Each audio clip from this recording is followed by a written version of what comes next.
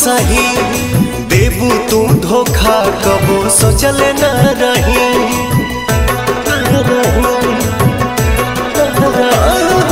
लोगवा के बतिया कई दिहल तू सही देबू तू धोखा कबो सोचल न रही।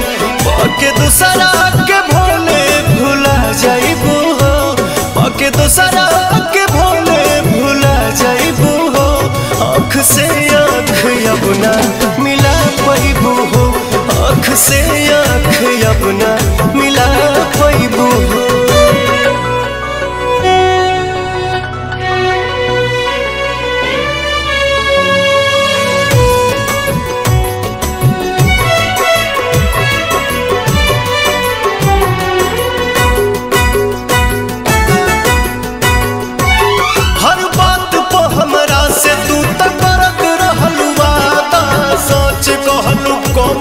से झूठ बोललू ज्यादा,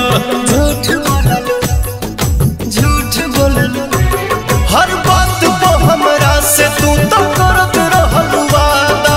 सच कहलू कम हमसे झूठ बोललू ज्यादा। चोट मरले बारू तू कब खा जाइबू हो, चोट मरले बारू तू कब खा जाइबू हो।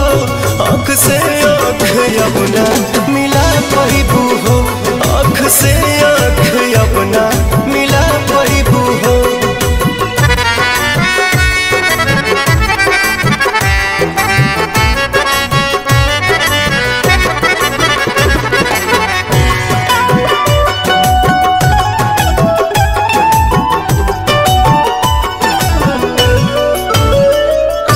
टिकबू न कहीं तू जाती हाल रही ऐसन, हर केहू मिली नया जात पवन जैसन। याद पवन आजाद पवन टिकबू न कहीं तू जाती हाल रही ऐसन, हर केहू मिली नया जात पवन जैसन। हमर जान के तनो सोहरत तू पा जाइबू हो, हमर जान के तनो सोहरत तू पा जाइबू हो।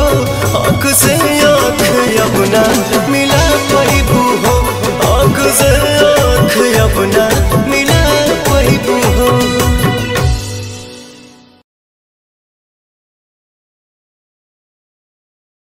से आँख अपना मिला पैबू हो, आँख से